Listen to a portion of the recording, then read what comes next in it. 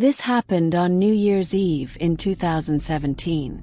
I'm from a small town just outside Cleveland, Ohio, and at the time I was a college student attending the University of Rochester in upstate New York. That year, due to some personal issues, I had to stay on campus for an extra week after the semester ended, which meant spending Christmas alone. The dorms were eerily empty, and the whole experience left me feeling isolated and homesick. I was already in a funk when I boarded the flight back home on December 31st. The flight itself was uneventful, but my mood didn't improve. I'm a lifelong Cleveland Browns fan, a tough badge of loyalty to bear, and that day the team solidified their place in NFL infamy. They lost their final game of the season, sealing an 0-16 record, the kind of historic failure that takes years to live down. Watching the game on my phone while waiting at the airport only added to my frustration. To make matters worse, my flight was delayed.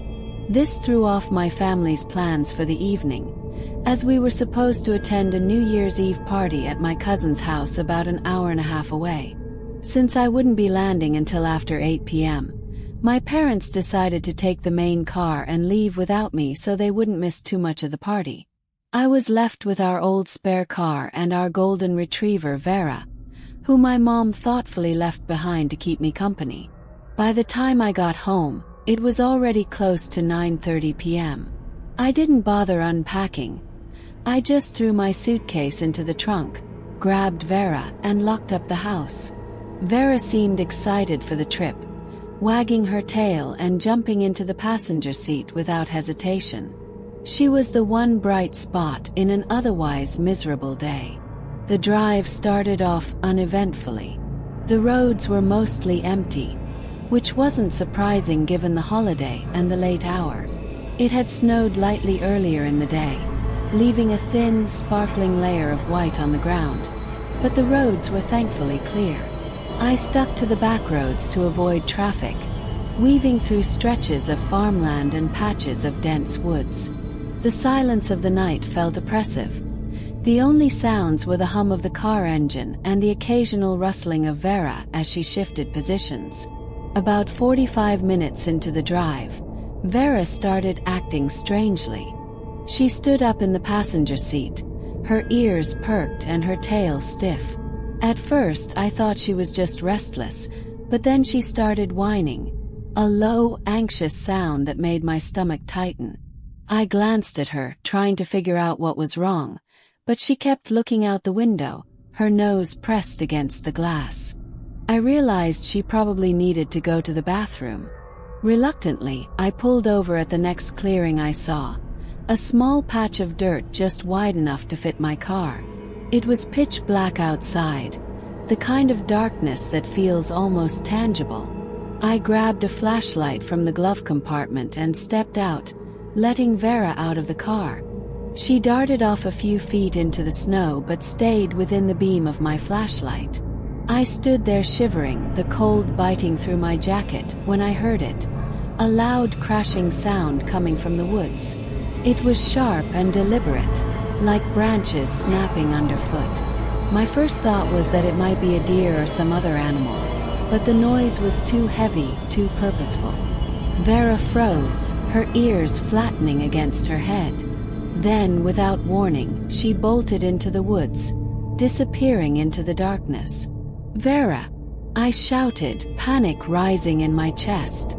I clicked my flashlight on and off, trying to catch a glimpse of her, but she was gone. My heart pounded as I hesitated for a moment, torn between staying by the car and going after her. Ultimately, I couldn't leave her out there, so I plunged into the woods, calling her name over and over. The forest was disorienting.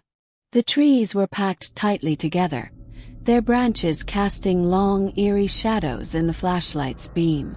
The ground was uneven, and I stumbled repeatedly, my breath coming out in frosty puffs. Every few seconds I stopped to listen, straining to hear the sound of Vera's paws crunching in the snow or her collar jingling. After what felt like an eternity, I spotted her.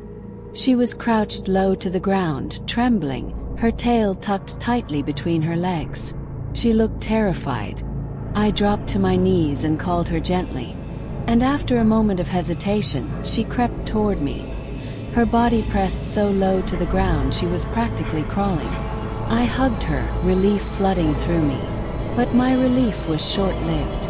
Behind us, the crashing noises resumed, closer this time. My flashlight flickered, and in that brief moment of darkness, I felt an overwhelming sense of dread. Whatever was making that noise wasn't an animal. It felt deliberate, like someone or something was following us. I grabbed Vera's collar and stumbled back the way I'd come, my only thought being to get to the car as quickly as possible. The crashing sound seemed to follow us, growing louder and more erratic.